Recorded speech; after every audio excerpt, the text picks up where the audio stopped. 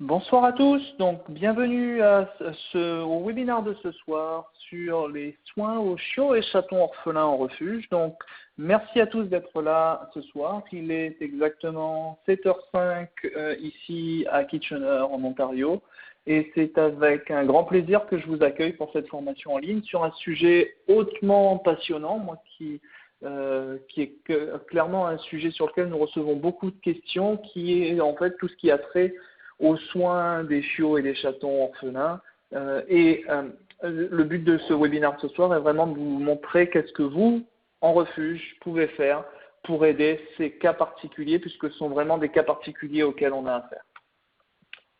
Et comme vous le savez, en refuge, on a la chance, avec mes collègues, de visiter bon nombre de vos structures à travers le Canada. Et une chose qui est bien claire aujourd'hui pour tout ce qui a trait à la médecine de refuge et à ce qui se passe en refuge, dans des structures comme les vôtres, c'est que vous faites face à de nombreux challenges au quotidien.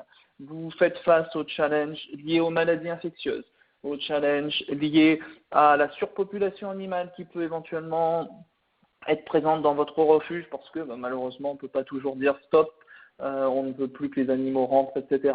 Vous faites face au challenge de l'adoption parce qu'il n'est pas toujours simple de faire adopter ces animaux. Donc, je ne parle même pas du challenge lié au budget et à tout ce qui a trait au fonctionnement des refuges. Donc, aujourd'hui, c'est pour ça que je suis vraiment très content que vous soyez là ce soir à participer à ce webinaire, puisque je sais que c'est un environnement difficile notre but est vraiment d'essayer de vous aider à faire face aux challenges que vous rencontrez au quotidien. Et parmi ceux-ci, un des challenges clairement identifiés, souvent quand je rencontre des gens en refuge, on me raconte toujours l'histoire de parfois on entend quelqu'un taper à la porte, on va ouvrir la porte et on se retrouve face à ça. Un panier rempli de chiots ou de chatons nouveau-nés. Et ces individus, alors, il faut savoir que ça soulève toujours beaucoup de questions. Et comment est-ce qu'on va s'en occuper? Est-ce que ce sont ni plus ni moins que des petits adultes?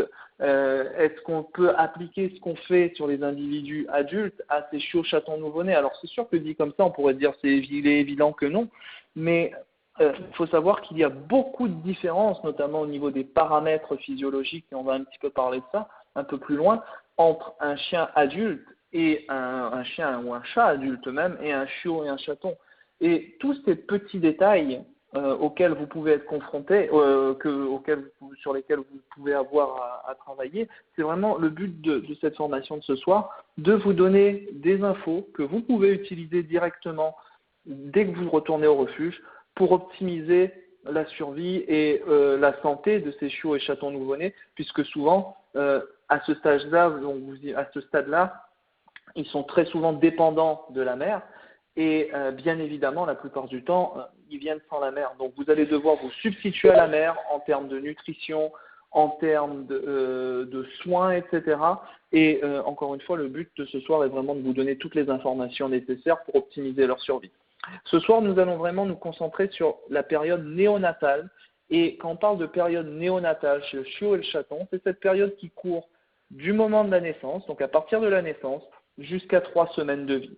Tout ce qui est au-delà de 3 semaines touche est un domaine qu'on appelle la pédiatrie. On ne va pas s'y attarder ce soir. On va vraiment se concentrer sur ces 3 premières semaines de vie où en fait beaucoup de choses peuvent se passer sur ces chiots et chatons nouveau-nés.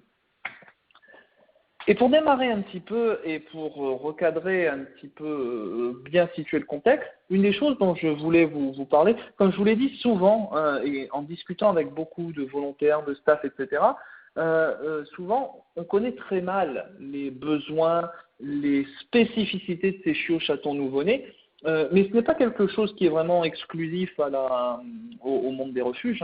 En médecine vétérinaire également, ce n'est pas quelque chose qui est très bien connu par la plupart des vétérinaires, puisque généralement, il faut savoir qu'en école vétérinaire, en fonction des écoles, on passe très peu de temps sur la néonatologie canine et féline. Moi, par exemple, j'ai eu une demi-heure globalement de cours sur les soins aux chiots et chatons nouveau-nés quand j'étais en école vétérinaire, malheureusement, ce qui fait que, en fait, en arrivant en clinique, souvent, on est prêt à s'occuper de beaucoup de cas, notamment chez les animaux adultes, mais cette zone entre 0 et 3 semaines de vie, cette néonatologie canine et féline, reste une zone un peu grise de la médecine vétérinaire où on n'a pas beaucoup de données, on a très peu de données, notamment comparé à ce que l'on connaît chez les grandes espèces, comme chez les veaux, chez les poulains, etc.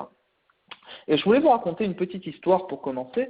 Quand j'ai commencé ma carrière en tant que vétérinaire, comme la plupart des vétérinaires, j'ai commencé par faire des gardes d'urgence dans une clinique.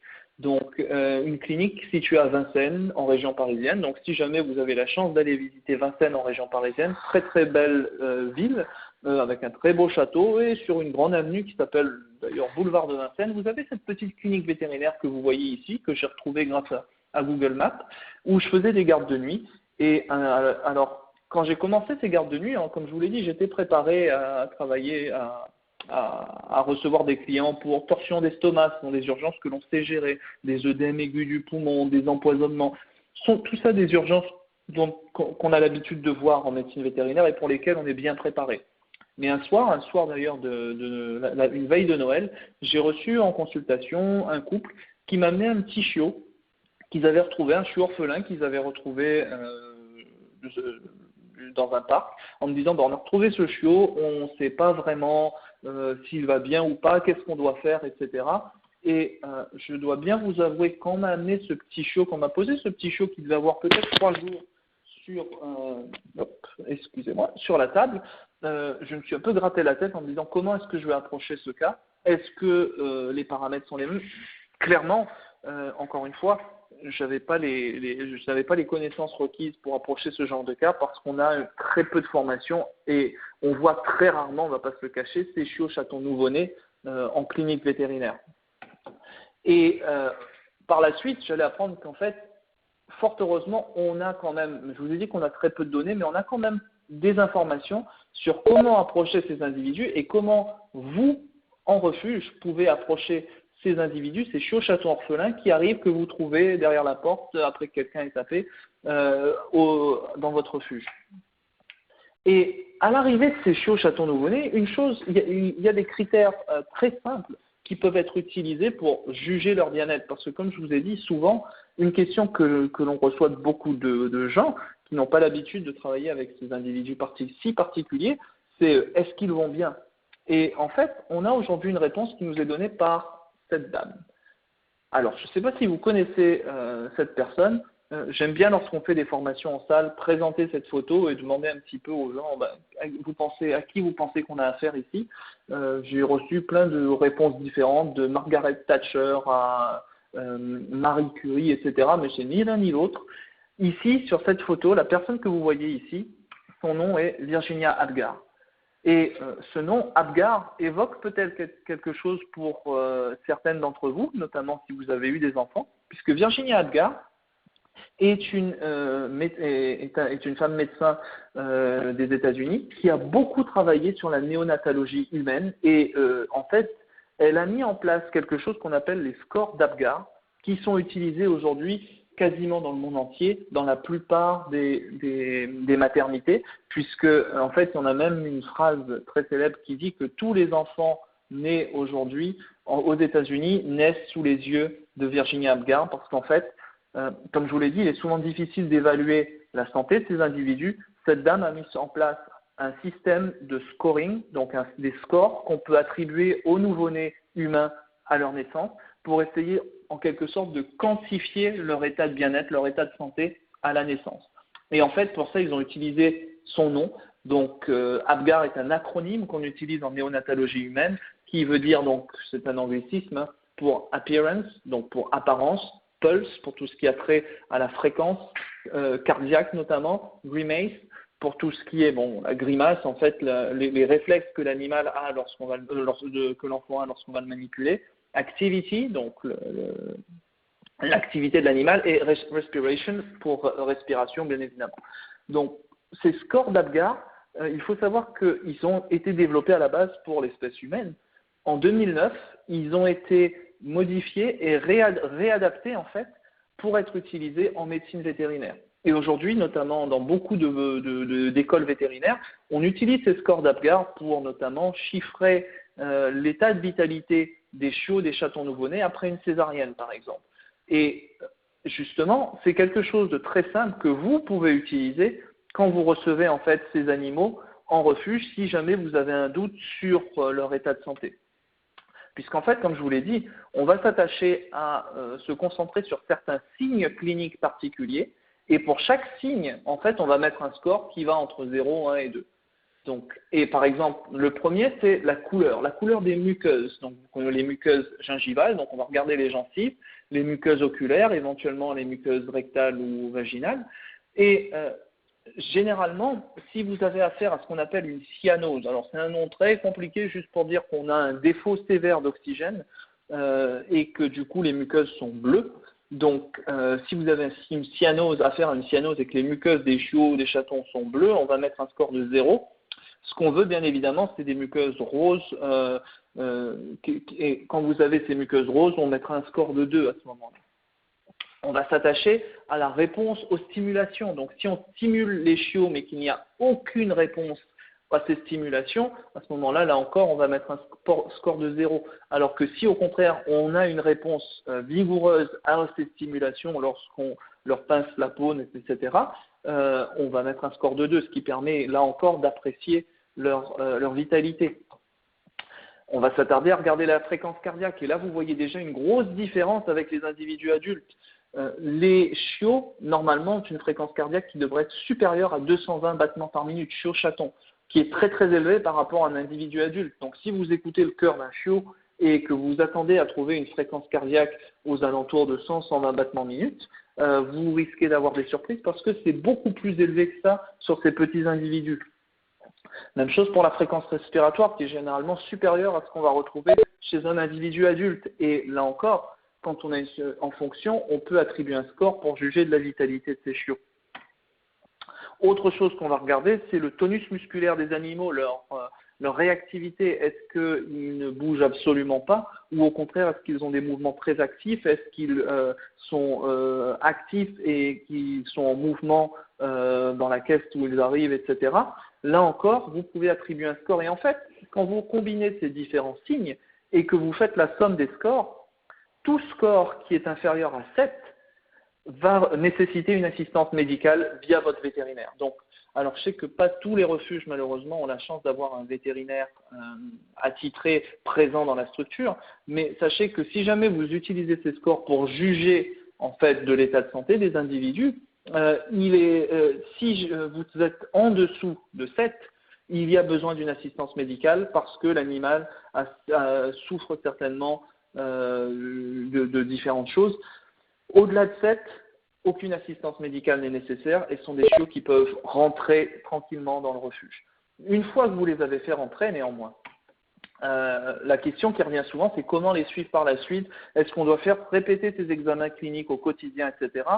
Et en fait, il y a des choses très très simples que tout volontaire, tout personnel du refuge peut faire pour évaluer le bien-être de ces chiots au quotidien. Et pour ça, vous avez besoin juste de 2 choses, un thermomètre et une balance. Donc on va revenir un petit peu là-dessus dans la présentation, mais aujourd'hui, clairement, si vous pensez à vous équiper pour vous occuper de ces chiots et chatons, alors je sais que très souvent, ces nouveau-nés ne vont pas rester dans le refuge à cause des risques de maladies infectieuses qui sont très élevés dans vos structures, qui est un risque, un challenge quotidien auquel vous avez à faire face, mais ils vont aller dans des maisons d'accueil, dans des familles d'accueil, mais même pour ces familles d'accueil, 2 seules choses sont vraiment essentielles pour surveiller l'état de santé de ces individus orphelins, un thermomètre et une balance. Donc on va expliquer un petit peu pourquoi, mais en fait tout ça nous amène à un syndrome qui est bien décrit en médecine vétérinaire, qui est très bien décrit chez les chiots et chatons et en fait chez tous les nouveau-nés, quelle que soit l'espèce des mammifères, c'est ce qu'on appelle le syndrome des 3H. Alors je dis qu'on appelle, c'est surtout moi qui appelle ça comme ça, le syndrome des 3H.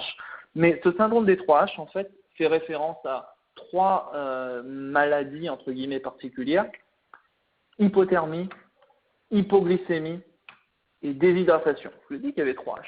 Donc ce syndrome des 3H aujourd'hui, et dernièrement je lisais un bouquin qui s'appelle Small Animal Pediatrics, qui est aujourd'hui le livre le plus détaillé sur tout ce qui est soins aux chiots et chatons nouveau-nés et soins aux chiots et chatons de plus de 3 semaines en médecine vétérinaire. Et dans ce bouquin, il était mentionné que les mesures liées à la gestion de l'environnement et à la nutrition de ces chiots et chatons nouveau-nés sont certainement une des causes principales de mortalité de ces nouveau-nés, notamment chez les chiots chatons orphelins. Donc la bonne nouvelle est qu'en fait, ces 3 H, il y a des choses toutes simples que vous pouvez faire pour les détecter, 2 les contrôler. La première chose sur laquelle on va s'attarder, c'est bien évidemment la température. Et il faut savoir en fait que ces chiots chatons nouveau-nés, une particularité, c'est qu'ils sont incapables de réguler leur température interne pendant les 3 premières semaines de vie. Et ça, c'est vraiment un paramètre critique. Un individu adulte, il a froid, il va frissonner, ça va augmenter sa température interne. Un chaton nouveau-né, il a froid, malheureusement, il n'est pas capable de frissonner, donc il a encore plus froid, et du coup, il sera incapable d'augmenter par lui-même sa température interne. En fait, il faut savoir que dans ces 3 premières semaines de vie, la mère, entre guillemets, joue le principal rôle les 2 principaux rôles de la mère, c'est 1, de nourrir les chiots et chatons, 2, de leur procurer cette température dont ils ont besoin. Donc, de leur procurer cette chaleur dont ils ont besoin. Et un élément intéressant, d'autant plus, souvent, quand on pense à prendre la température sur ces chiots et chatons nouveau-nés, on se dit, tiens, on devrait avoir une température normale équivalente à celle d'un adulte. En fait, la première semaine de vie, chiots et chatons auront une température abdominale, une température interne qui sera aux alentours de 35 à 36 degrés, bien loin des 38, 39 que vous pouvez retrouver chez des chiots et chez des chats et des chiens adultes. 35-36 degrés, vous voyez, sur un adulte, on considérerait avoir affaire à une hypothermie, alors que sur un chiot chaton d'une semaine, c'est tout à fait normal. Ce point-là est particulièrement important, d'autant plus que déjà, ça vous permet de déterminer qu'est-ce qui est normal pour un chiot et chaton, mais il faut savoir que le problème de l'hypothermie est que dès qu'on a une baisse de cette température interne, automatiquement, on va avoir une baisse d'activité de l'animal. Et cette baisse d'activité, alors, elle n'est pas sans répercussion. Bien évidemment, quand il y a la mère, cette baisse d'activité fait que le chiot chaton a plus de mal à aller vers la mamelle, etc. Mais quand vous avez affaire à des chiots chatons orphelins, en plus, cette baisse d'activité va entraîner également, en dessous de 34 degrés de température interne, un arrêt de la digestion. Le système digestif du chiot chaton va s'arrêter de fonctionner en dessous de 34 degrés de température interne. Et souvent, quand on y pense, quand on a un chiot chaton qui ne va pas très bien, le premier réflexe qu'on a généralement est en fait d'essayer de le nourrir, de le biberonner, ou s'il va vraiment pas bien, de l'intuber, de passer une petite sonde directement dans l'estomac pour injecter du lait, etc. On va en parler un peu plus loin, mais c'est généralement souvent le premier réflexe qu'on a. En fait, le premier réflexe que vous devez avoir sur un chiot chaton nouveau-né qui ne va pas bien, c'est de prendre sa température. Parce que s'il est en dessous de 34 degrés de température interne, ça ne sert à rien d'essayer de l'alimenter en premier, puisque ce qui va se passer si vous l'alimentez, c'est que comme son transit digestif ne se passe pas, vous allez avoir une dilatation de l'estomac suite à l'accumulation de lait. Le chiot ou le chaton risque de faire une fausse déglutition et éventuellement subir les conséquences, notamment une bronchopneumonie, de cette fausse déglutition. Donc la priorité sur un chiot chaton nouveau-né en dessous de 34 degrés de température interne ou un chiot chaton nouveau-né qui ne va pas bien, c'est d'augmenter sa température, c'est de le réchauffer. Et il faut savoir qu'en dessous de 32 degrés de température interne, ils vont perdre leur réflexe de succion. Des nouveau-nés, quand vous mettez le doigt à l'intérieur de leur bouche, automatiquement, de façon réflexe, ils vont se mettre à téter. En dessous de 32 degrés, ils ne seront pas capables de téter correctement. Ils seront plus capables de téter et c'est pour ça que la température est vraiment la première chose que vous devez vérifier sur ces chiots chatons avant toute chose lorsque vous pensez qu'il y a un souci. Donc, c'est pour ça que je vous disais qu'une des choses importantes à avoir, clairement, c'est un thermomètre. Donc, vous voyez que les thermomètres rectaux qu'on utilise en médecine humaine et classiquement en médecine vétérinaire sont très très bien tolérés par les chiots et chatons nouveau-nés et vous donneront une bonne idée de leur température interne et de savoir s'ils ont besoin d'être réchauffés ou pas. Et c'est toujours l'élément clinique à vérifier en premier sur tout chaton, chiot, orphelin que vous recevez dans vos structures si vous avez un doute sur leur état de santé. Et la deuxième chose, si vous détectez une hypothermie, est bien évidemment de réchauffer ces individus. Alors, bien évidemment, on a mille et une façons de réchauffer aujourd'hui des individus en hypothermie. La technique qu'on rencontre le plus souvent, c'est l'utilisation de ces lampes ultraviolets qui sont certainement aujourd'hui une des meilleures techniques qu'on a puisque ça forme une espèce de cône de chaleur au sein duquel en fait les chiots et chatons peuvent se répartir en fonction de leur zone de confort thermique. Donc s'ils ont trop chaud, ils peuvent s'en éloigner. S'ils ont trop froid, ils peuvent essayer de se regrouper. Et généralement, on recommande au niveau sous la lampe une température de 30 degrés la première semaine de vie des chiots et chatons, 28 degrés la deuxième semaine et 25 degrés la troisième semaine de vie. Donc, alors certains d'entre vous me diront « Ah, mais généralement on a des températures un peu inférieures à ça, etc. » Ce sont aujourd'hui les recommandations qu'on fait. Et alors, si avec ce que vous faites, vous réussissez à les maintenir aux alentours de 35-36 degrés de température interne, parfait. Mais si jamais vous avez du mal, utilisez ces recommandations d'un très bon retour terrain avec, comme je vous l'ai dit, 30 degrés la première semaine, 28 la deuxième, 25 la troisième. Vous avez les lampes à ultraviolets, vous avez les tapis chauffants. Vous pouvez également utiliser ce genre de matériel. Ici, vous avez un incubateur donc pédiatrique, donc une couveuse pédiatrique pour bébés humains en fait. Et souvent, quand je montre cette photo, les gens me disent « Ah, mais c'est impossible d'avoir ça en refuge, etc. » J'ai visité plusieurs refuges cette année au Canada qui ont ce genre de structure, ce genre d'équipement à leur disposition. Donc, c'est pas si difficile que ça de s'en procurer. Et si vous avez des bons contacts dans des hôpitaux, vous pouvez éventuellement avoir accès à ces couveuses qui sont en fait arrivent en fin de vie pour leur usage en maternité humaine, mais qui restent intéressants dans des structures comme les vôtres. Après, il faut savoir que si vous n'y avez pas accès, ce n'est pas la fin du monde parce qu'on peut utiliser des couveuses utilisées notamment dans l'industrie aviaire pour les volailles. On peut utiliser des couveuses pour perroquets, des couveuses pour reptiles qui sont en vente dans les magasins animaliers. Et ce sont des très bonnes alternatives pour réchauffer 1-2 chatons ou 1 ou 2 chiots en fonction de leur taille. Donc on a des alternatives disponibles. Néanmoins, quelle que soit l'alternative que vous choisissez pour réchauffer ces chiots et chatons, rappelez-vous une chose, ce réchauffement doit se faire de façon progressive. Quand on veut réchauffer un chiot et chaton, il faut que ce réchauffement se passe sur une durée d'à peu près 1h30, 2 heures. Il ne faut pas les exposer à une température très très élevée en espérant que leur température interne va augmenter en 10 minutes. Il faut vraiment que ce soit quelque chose de progressif, 1h30, 2 heures. Et en permettant justement cette montée progressive de température, ça permet d'éviter des effets secondaires, notamment des modifications des concentrations de sodium et de potassium dans le sang des animaux à cause d'une augmentation trop rapide de la température qui pourrait avoir des effets sur la santé des chiots par la suite. Donc, les réchauffer, certes, mais il faut que ce soit de façon progressive sur 1h30, 2 heures avant d'essayer de les alimenter. Puisque ces chiots et chatons sont également prédisposés, comme on l'a dit par la suite, à le deuxième H du syndrome des 3 H, qui est l'hypoglycémie.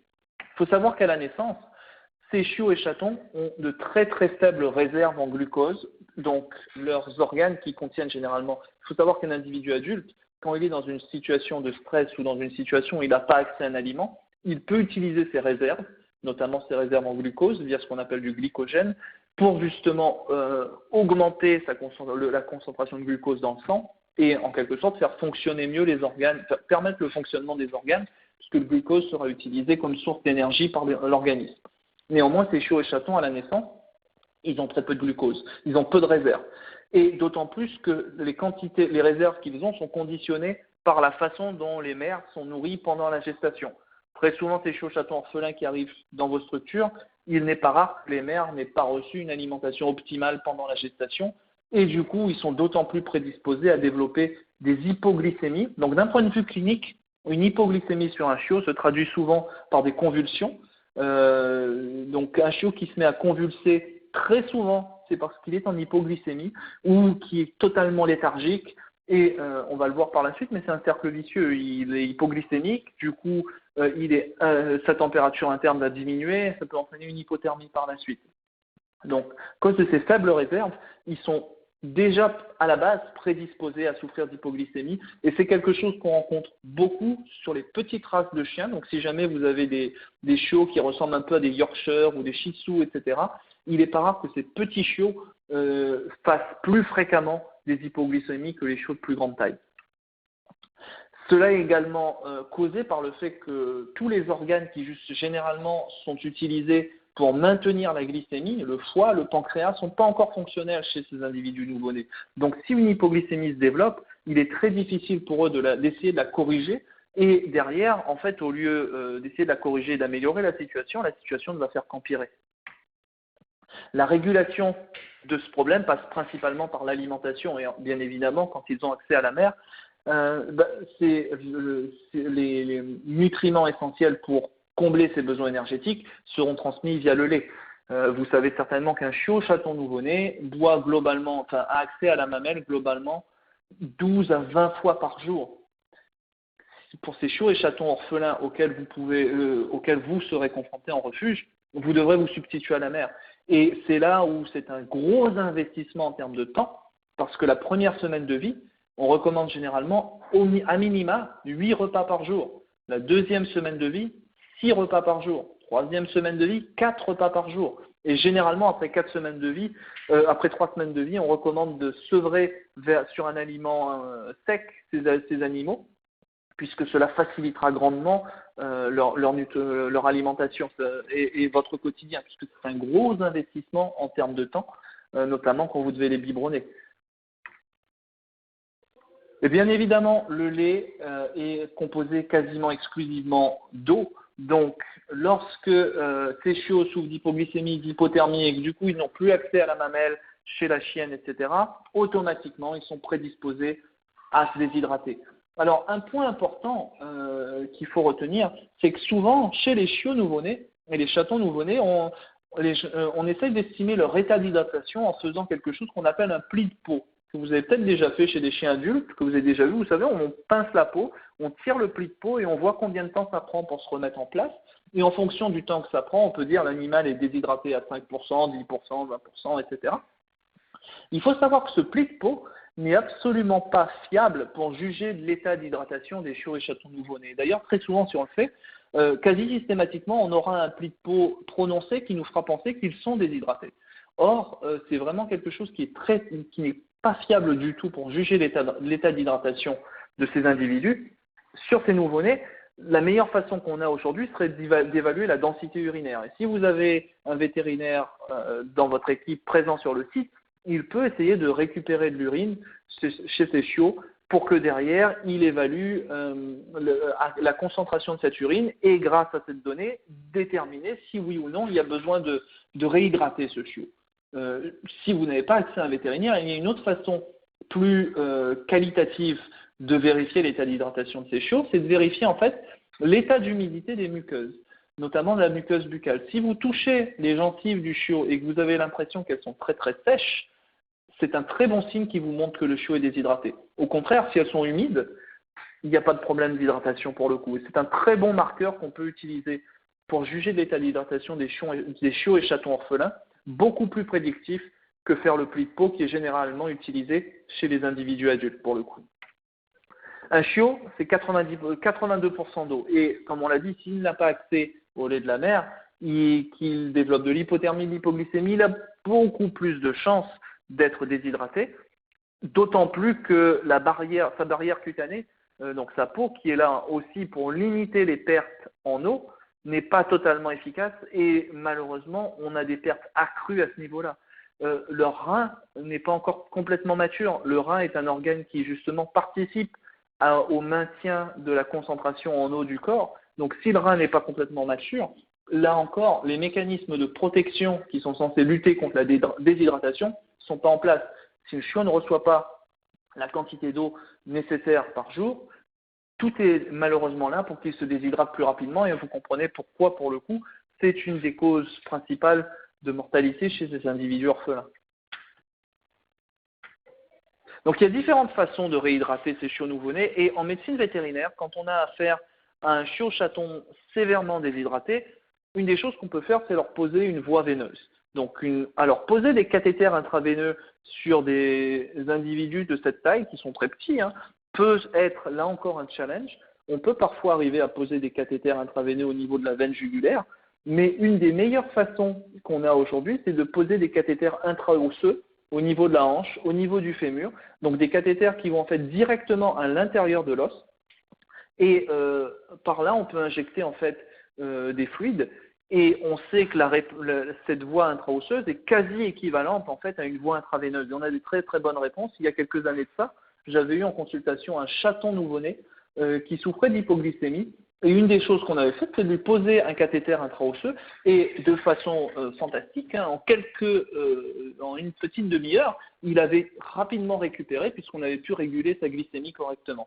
Alors, il est bien évident que vous, en refuge, si vous n'avez pas de vétérinaire dans le staff ou présent sur le site, je vous déconseille fortement d'essayer de poser ces cathéters intra-osseux parce que c'est un acte assez technique qui peut avoir pas mal de complications. Donc, il est bien important de bien savoir ce qu'on fait, mais c'est bon de savoir qu'on a cette alternative pour poser des voies veineuses sur les chiots et chatons.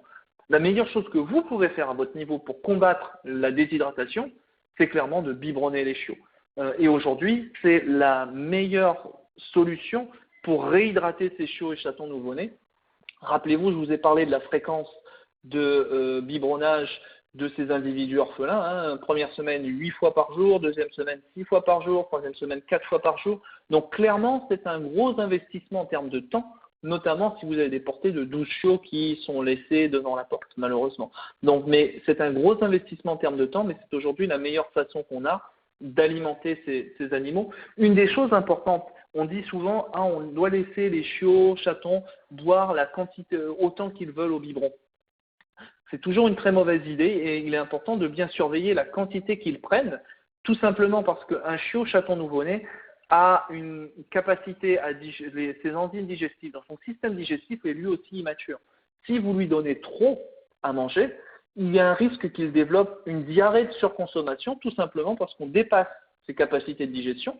Et comme celles-ci sont dépassées, l'aliment n'est pas digéré, on risque de se retrouver avec des selles blanches qui correspondent en fait à du lait non digéré et puis une diarrhée très très liquide qui peut conduire à la déshydratation par la suite. Donc, en plus de la fréquence d'alimentation, il est important de vérifier la quantité que les animaux reprennent. Généralement, de façon très rapide, on donne entre 1 à 5 millilitres par 100 grammes de chiot ou chaton nouveau-né par jour, par repas.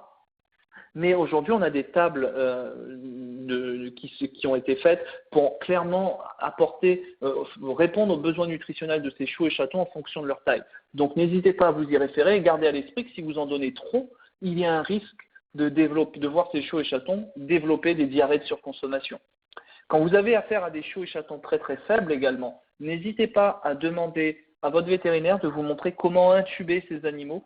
On dit souvent que s'ils ne t'aident pas, il n'y a malheureusement pas rien qu'on puisse faire. Quand on est capable d'intuber, donc de passer une sonde directement dans l'estomac et d'injecter ce lait dans l'estomac, très souvent, alors je ne dis pas qu'on va tous les sauver, mais on arrive à sauver certains de ces chiots et chatons. Et ça suffit parfois à leur redonner assez d'énergie pour qu'ils se remettent à téter correctement par la suite. Et je pense que c'est un geste essentiel à savoir faire si vous travaillez en refuge avec des chiots chatons orphelins. Donc n'hésitez pas à demander à vos vétérinaires de vous montrer comment faire. Et si jamais ça vous intéresse, il y a également des très bonnes vidéos sur YouTube à ce sujet. Moi, j'en ai publié une sur notre blog que je pourrais partager avec vous si vous le souhaitez, qui vous montre comment faire. Et parce que ce sont vraiment des gestes tout simples qui peuvent vous permettre de sauver des vies. Un point important également, la défécation et la miction donc chez les chiots et chatons sont des réflexes. Après chaque repas, il est important pour vous d'aller stimuler le périnée de ces chiots et chatons avec un petit coton humide pour stimuler la défécation et la miction. Si jamais vous ne le faites pas après chaque repas, le risque est qu'en fait, on se retrouve avec des animaux qui deviennent constipés et qui s'intoxiquent en quelque sorte avec leurs propres fesses. Alors, n'oubliez pas qu'après chaque repas, il est important de stimuler la défécation et la miction.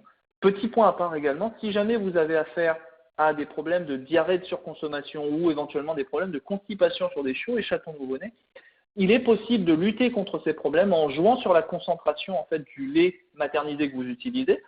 Et c'est assez paradoxal parce que si vous avez affaire à un cas de constipation, en utilisant 80% du volume d'eau généralement recommandé pour la préparation du lait maternisé, on va pouvoir à ce moment-là lutter contre la constipation parce qu'on crée ce qu'on appelle un appel d'eau à l'intérieur du tube digestif qui va en fait fluidifier les selles. De façon inverse, si vous avez un problème de diarrhée, on va augmenter on va mettre 120% du volume d'eau généralement recommandé pour diluer ce lait, puisque pour le coup, on va pouvoir hydrater l'animal tout en évitant de nourrir notamment les bactéries qui peuvent causer cette diarrhée néonatale. Donc en jouant sur les concentrations de lait maternisé, on peut essayer de combattre ces problèmes quand ils sont liés uniquement quand ils sont uniquement d'ordre nutritionnel. Bien évidemment, si on a affaire à une infection bactérienne, ce ne sera pas suffisant.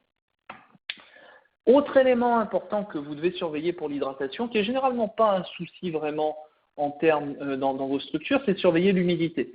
Il est important que dans vos structures, l'humidité soit comprise entre 50 à 65%.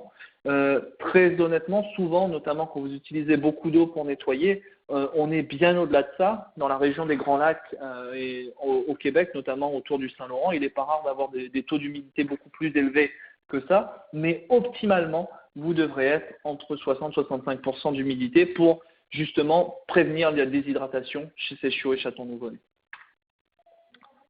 Et deux petits mots au sujet des laits maternisés, parce que c'est un point vraiment important. Il y a quelque temps, on a vu sur Internet une petite histoire qui a fait un gros buzz et je pense que c'est toujours intéressant à partager. Une femme en Colorado qui s'est retrouvée justement avec un chiot orphelin, un chiot labrador orphelin, qui était désemparé, qui ne savait pas quoi faire. Et du coup, pour sauver ce chiot, comme elle ne savait pas comment le nourrir, elle a décidé de l'allaiter au sein. Et donc, l'histoire a fait un gros buzz sur Internet, cette dame est passée aux news dans le Colorado, etc. On a eu plein de réactions sur Internet, notamment des vétérinaires qui disaient que c'était une très mauvaise idée parce qu'on avait des maladies qui pouvaient passer du chiot à l'être humain et cette personne certainement devait en même temps allaiter en fait un bébé, donc on imagine bien tous les risques d'un point de vue infectieux.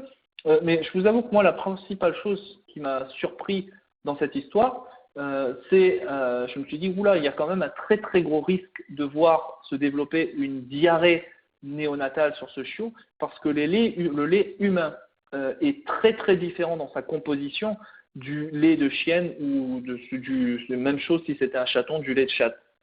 Il faut garder à l'esprit que les carnivores ont une vitesse de croissance très très rapide comparée aux êtres humains. Et du coup, le lait humain est beaucoup moins riche en énergie, beaucoup moins concentré en énergie, en nutriments essentiels, et ne correspond généralement pas aux besoins de ces chiots et chatons orphelins. Et en fait, donc là dans l'histoire, ça s'est bien fini, néanmoins, le chiot a bien grandi, il n'a pas eu de soucis, et tant mieux, mais il y avait un gros risque de se retrouver confronté à une diarrhée néonatale dans ce cas-là.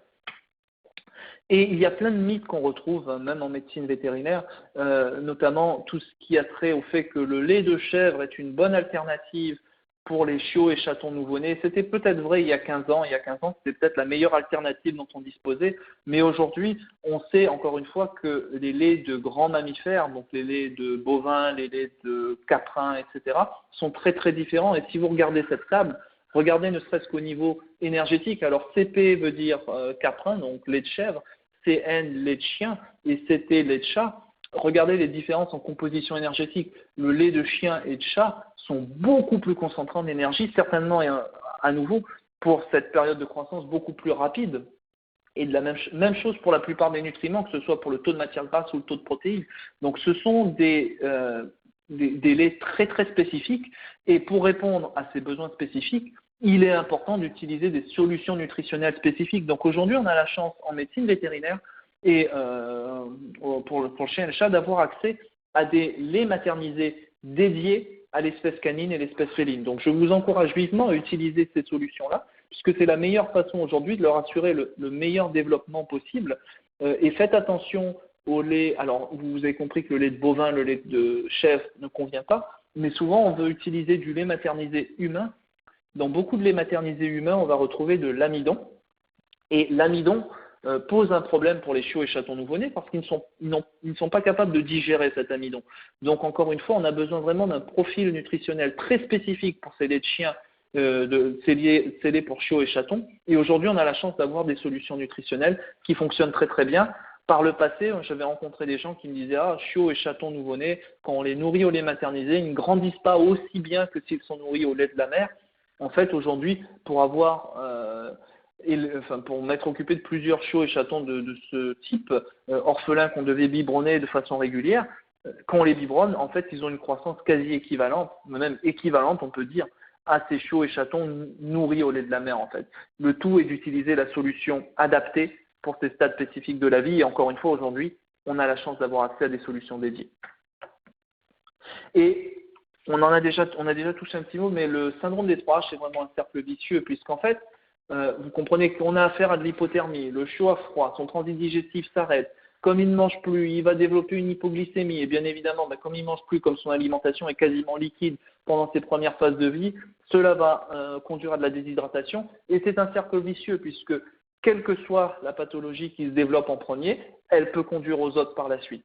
Donc, comme vous l'avez compris, aujourd'hui, c'est vraiment des choses qui peuvent influencer la survie de ces chiots et chatons nouveau-nés. La bonne nouvelle, encore une fois, c'est que pour ces 3 syndromes, vous avez des choses que vous pouvez faire dans vos structures facilement pour lutter contre ces 3 parties. Et je vous l'ai dit au début, la deuxième chose qui est nécessaire et qui, à mon sens, est essentielle en refuge ou en famille d'accueil quand vous recevez ces chiots et chatons nouveau-nés, c'est une balance.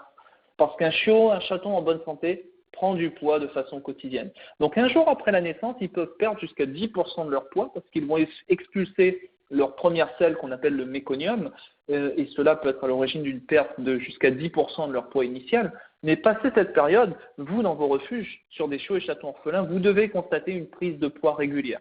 On dit souvent qu'ils doivent prendre entre 2 à 4 grammes par kilo de poids adulte.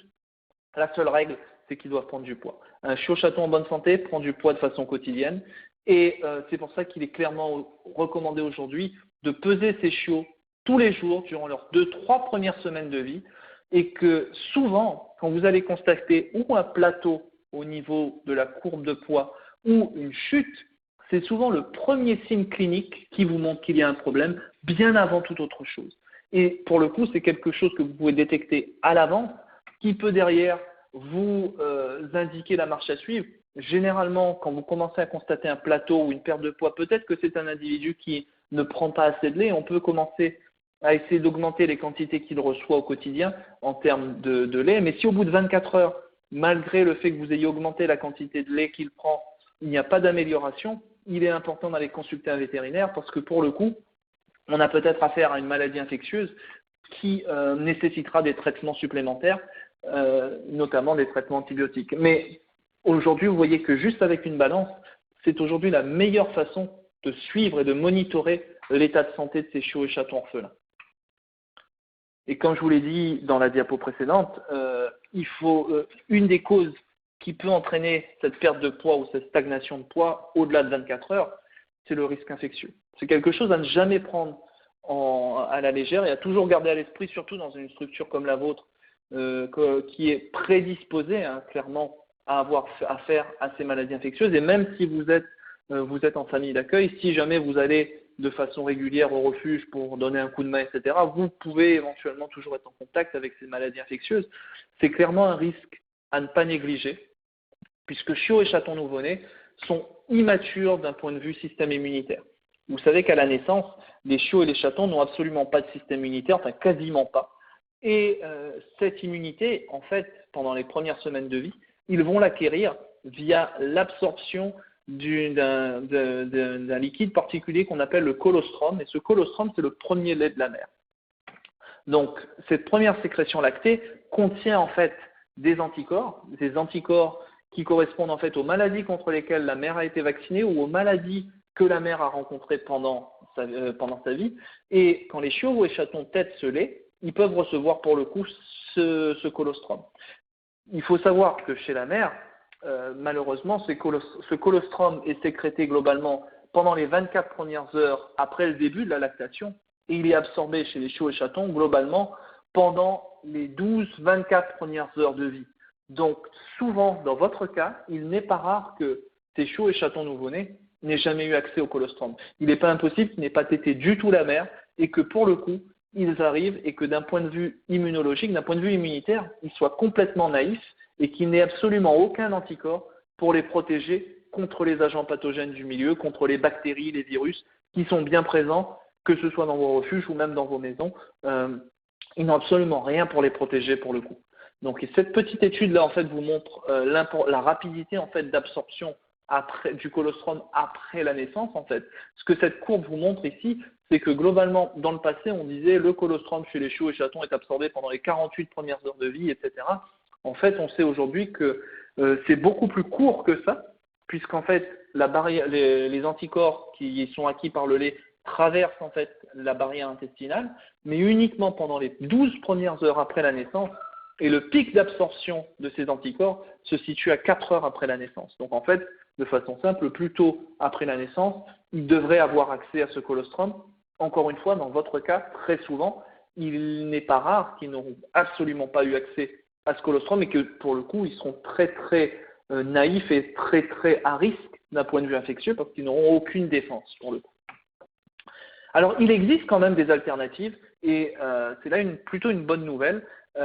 Et en fait, parmi les différentes alternatives, on pourrait penser, une des choses qui est souvent utilisée, notamment en refuge, le colostrum permet de transférer des anticorps. Ces anticorps sont présents dans le sang des individus, notamment dans la partie du sang qu'on appelle le sérum. Et une des solutions éventuelles qu'on a serait de récupérer du sang sur des individus adultes sains, bien évidemment, qui ne sont pas porteurs de maladies infectieuses, etc.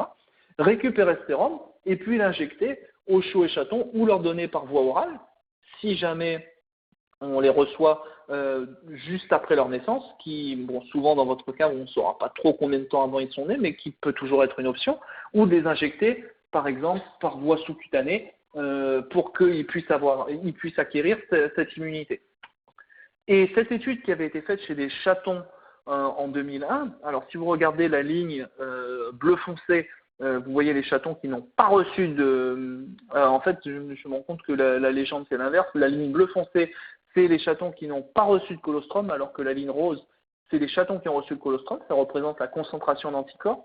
Vous voyez que quand on injecte en fait du sérum par voie sous-cutanée ou par voie intrapéritonéale, le IP veut dire intrapéritonéale, donc on a une augmentation en fait de la concentration d'anticorps qui est quasi équivalente à ce qu'on pourrait recevoir d'un chaton, qu'on pourrait voir sur un chaton qui a pris le colostrum.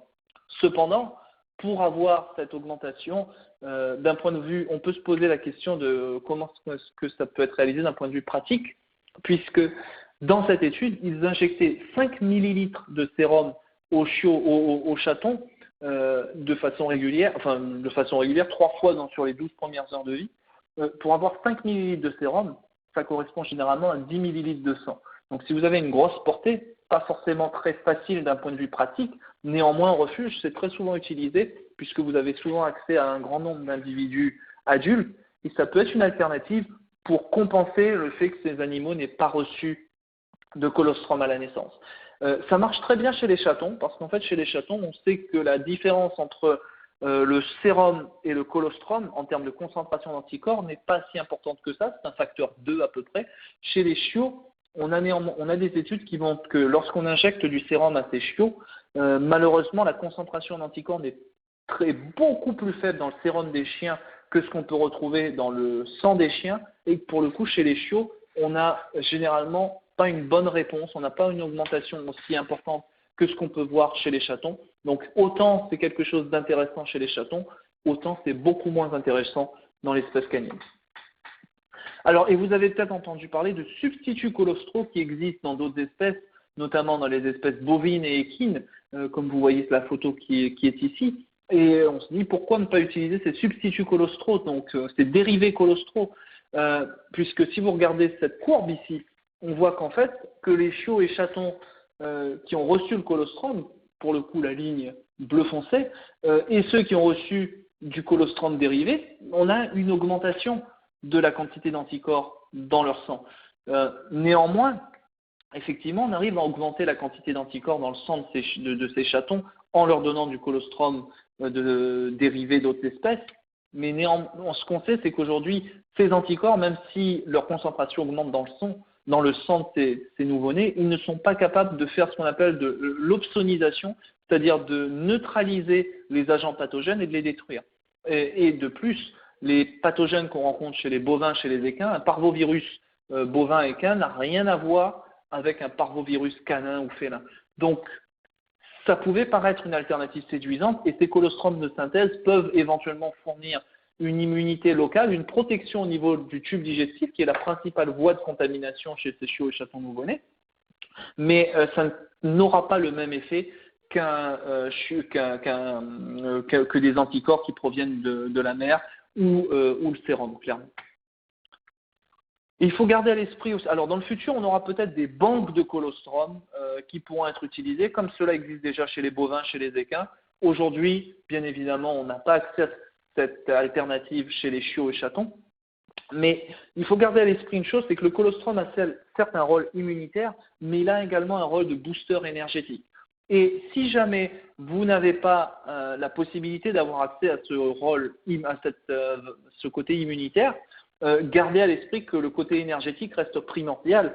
Et quoi qu'il arrive, même s'il n'y a pas de colostrum, les laits maternisés permettront justement de jouer ce rôle de booster énergétique qui est essentiel dans les premières heures, dans les premiers jours de vie du chaton et du chiot.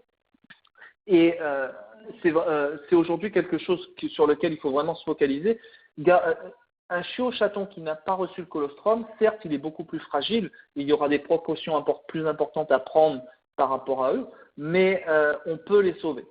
Et si vous n'avez pas accès à des alternatives comme le sérum, notamment pour les chatons, hein, puisqu'on a vu pour les chiots, ça ne fonctionne pas bien, vraiment focalisez-vous sur l'alimentation lactée, puisque ce sera la meilleure façon de leur apporter ce booster énergétique et de les maintenir par la suite. Très souvent, chiots et chatons nouveau-nés qui n'ont pas reçu de colostrum auront des protocoles vaccinaux modifiés. Donc, important de discuter avec vos vétérinaires et peut-être que dans certains de vos refuges, vous avez déjà des protocoles spéciaux en place pour ces chiots chatons orphelins qui arrivent chez vous. Mais il n'est pas rare que ce sont des animaux qui soient vaccinés beaucoup plus tôt, même parfois dès 4 semaines, puisqu'on sait qu'on pourra à ce moment-là avoir une réponse immunitaire chez ces individus puisqu'ils n'ont pas reçu de colostrum. Mais là encore, discutez-en avec votre vétérinaire. Chaque structure, vous vous en rendrez compte si vous discutez entre vous, entre refuges, chaque structure a des protocoles vaccinaux différents, puisque chaque structure fait face à ses propres challenges. Chez les chiots et chatons orphelins, une des recommandations qui est souvent faite, c'est de commencer les protocoles de vaccination beaucoup plus tôt que ce qu'on ferait pour des individus, des protocoles normaux chez les chiots et chatons. Et le principal risque infectieux qu'on peut retrouver chez ces chiots et chatons nouveau-nés, c'est ce qu'on appelle la septicémie. Alors, de façon très très simple, une septicémie, c'est globalement une surmultiplication de bactéries dans le corps de l'animal qui va en fait surcharger le système immunitaire et dépasser les capacités du système immunitaire à lutter contre ces bactéries, qui va par la suite conduire à la mort du chiot ou du chaton malheureusement. Et ces septicémies, ces bactéries chez les chiots et chatons ont généralement deux origines. La première origine, principalement, souvent, ils proviennent de la mère. Mais dans votre cas, souvent, comme on a affaire à des chiots chatons orphelins, la transmission via la mère est beaucoup plus rare. Par contre, l'élément le plus important sur lequel il faudra se focaliser, c'est l'environnement. Et d'un point de vue classique, quand on a affaire à des contaminations via l'environnement, des transmissions de bactéries, de quantités importantes de bactéries aux chiots et chatons via l'environnement, vous observerez ce qu'on appelle des omphalophlébites chez ces nouveau-nés, des inflammations du cordon ombilical, une des principales causes de mortalité chez les nouveau-nés, aussi bien dans l'espèce humaine que dans les espèces comme les veaux et les poulains, et la même chose chez les chiots et chatons. Vous pourrez observer des ophtalmies, des inflammations au niveau des inflammations oculaires. Généralement, les yeux chez les chiots et chatons vont s'ouvrir entre 8 à 15 jours après la naissance, souvent beaucoup plus précoce chez les chatons. Il n'est pas rare que ces yeux chez le chaton s'ouvrent dès la première semaine de vie. Mais si jamais vous trouvez que ces yeux gonflent et que vous avez l'impression quand vous touchez que c'est très liquide en dessous, n'hésitez pas à les faire voir par un vétérinaire parce que ça peut être du pus qui est en train de se développer juste sous la paupière. Et il y aura besoin, là, pour le coup, d'une petite intervention vétérinaire qui est très très simple hein, pour évacuer ce pus et éviter justement que le chiot et chaton perde ses yeux à cause de cette présence de pus, pour le coup. On peut également avoir affaire à des pyodermies, des inflammations de la peau très très fréquents lorsqu'on a en fait une grande quantité de bactéries dans l'environnement. Ce qui veut dire, d'une façon très très simple, hein, pour lutter contre ces affections bactériennes, la priorité pour vous en refuge ou dans les maisons d'accueil, dans les familles d'accueil, est de maintenir une bonne hygiène dans l'environnement direct des chiots et chatons. Si vous utilisez des draps pour faire leur lit, etc., changez-les quotidiennement, nettoyez-les quotidiennement, nettoyez la surface sur laquelle ils sont, nettoyez, désinfectez de façon quotidienne. On ne va pas rentrer dans les détails du nettoyage désinfection puisque c'est une conférence de 3 heures qu'on a sur ce sujet, mais il est important et essentiel de maintenir une hygiène optimale du nid pour ces chiots et chatons orphelins, puisque très souvent les contaminations infectieuses se produiront à ce niveau-là, et notamment tout ce qui est serviettes utilisées, etc., leur hygiène doit être vraiment optimale. Donc n'hésitez pas à les changer au quotidien. Évitez les boîtes en carton qui sont parfaites pour retenir malheureusement les germes et du coup vous donnez l'illusion que les animaux sont protégés et qui en fait ils peuvent se recontaminer tous les jours. Donc ce sont vraiment des choses toutes simples que vous pouvez utiliser au quotidien pour lutter, pour prévenir en fait le risque infectieux chez ces chiots et chatons nouveau-nés. Autre chose que vous pouvez faire, ce sont des chiots et chatons qui viennent de naître et qu'ils arrivent au refuge, que leur cordon ombilical est encore présent. Faites des soins au cordon. Le cordon ombilical, ce n'est ni plus ni moins qu'un gros vaisseau sanguin qui communique directement avec le ventre du chiot, par lequel en fait les bactéries peuvent pénétrer dans le ventre du chiot et du chaton. Donc il est important, si celui-ci est encore présent, de le suturer plutôt loin de l'abdomen, 2-3 cm de l'abdomen, puis le couper avec des ciseaux propres, bien évidemment, hygiène oblige, et surtout désinfecter la partie terminale de ce cordon ombilical avec une solution antiseptique, que ce soit de la bétadine, que ce soit de la chlorhexidine, mais désinfectez-le 2-3 fois par jour. Le cordon ombilical tombera généralement 2-3 jours après la naissance. Parfois, ça peut durer un peu plus longtemps. J'ai dernièrement eu un cas sur un chaton où ce cordon ombilical est tombé 15 jours après, mais tant qu'il est là, désinfectez-le quotidiennement parce que c'est la meilleure façon de prévenir l'entrée des germes dans l'abdomen du chiot, puisque le cordon ombilical est vraiment une voie directe d'accès sur l'abdomen du chiot. Donc voilà ce que je voulais vous dire ce soir à ce sujet. Donc en conclusion, une chose importante en refuge, quoi qu'il arrive, quand vous avez affaire à des chatons et des chiots orphelins, il faut être prêt. Et alors ça se justifie en néonatologie canine et féline, mais c'est vrai pour tous les challenges auxquels vous avez à faire face en refuge, mais il est essentiel d'être prêt à faire face à ces challenges. Pour ça, il est important de connaître l'importance de l'environnement, l'importance de ce syndrome des 3H et ses spécificités du chiot et chaton nouveau-né qui peuvent le prédisposer à développer ces pathologies qu'on a décrites. Donc si vous connaissez le syndrome des 3H, c'est la meilleure façon de lutter contre ces conséquences. Ayez toujours un lait maternisé sous la main. Alors, il est sûr qu'aujourd'hui, certains refuges me disent aujourd'hui qu'ils ne voient plus vraiment de saison du chaton, mais si vous l'observez encore dans votre communauté et que vous voyez de façon régulière, vous savez quand les pics de chatons risquent d'arriver, ayez du lait maternisé sous la main parce qu'on ne sait jamais quand on peut en avoir besoin et c'est un produit qu'on en a besoin, on en a besoin immédiatement. Donc ayez-en sous la main, il vaut mieux toujours se tenir prêt parce que si les animaux arrivent, vous avez de quoi faire face, notamment à leurs besoins nutritionnels, et c'est une des façons de lutter contre le syndrome des 3H. Et ensuite, focalisez-vous sur l'hygiène. On en a déjà parlé, mais c'est vraiment un élément essentiel quand on a affaire à quand on veut optimiser la survie de ces chiots et chatons, puisqu'une bonne hygiène de l'environnement direct de ces chiots et chatons diminuera le risque de contamination bactérienne et automatiquement optimisera leur survie par la suite. Donc voilà ce que je voulais vous dire ce soir. Alors encore une fois, merci beaucoup d'avoir assisté à ce webinaire sur la néonatologie canine et féline et sur les soins aux chiots et chatons orphelins. Le but était vraiment de vous montrer ces choses toutes simples que vous pouvez faire dans vos structures pour optimiser les chances de survie de ces individus. Comme toujours, lorsqu'on finit, je mentionne toujours, le monde des refuges est un tout petit monde. Donc plus on a de personnes impliquées dans la discussion, etc., mieux c'est. Aujourd'hui, nous avons la chance, mes collègues et moi, de visiter plusieurs de vos structures à travers le Canada et souvent, lors de séminaires en salle que l'on fait, etc., on a l'opportunité de récolter des informations, des best practices qu'on peut partager par la suite avec vous via nos via notre blog, etc. Et on partage ces informations sur les réseaux sociaux. Donc, n'hésitez pas à nous suivre sur les réseaux sociaux. N'hésitez pas à partager vos expériences avec nous. N'hésitez pas à prendre part aux discussions. Plus on aura de personnes qui prennent part de façon constructive à ces discussions, plus ça permettra au monde des refuges d'avancer clairement. Et ce qui est de très intéressant dans ce monde-là, c'est qu'on a encore plein de choses à apprendre, plein de choses à développer pour le bien-être de nos animaux au quotidien. Donc, merci encore d'avoir assisté à ce séminaire ce soir. Un petit point également, donc là, je vais couper l'enregistrement et repartir sur le chat pour voir s'il y a des questions et répondre aux questions éventuellement s'il y en a. Quand vous quitterez la salle virtuelle, vous aurez automatiquement une fenêtre qui va s'afficher pour prendre part à une enquête de satisfaction. N'hésitez pas à remplir pour nous donner votre avis.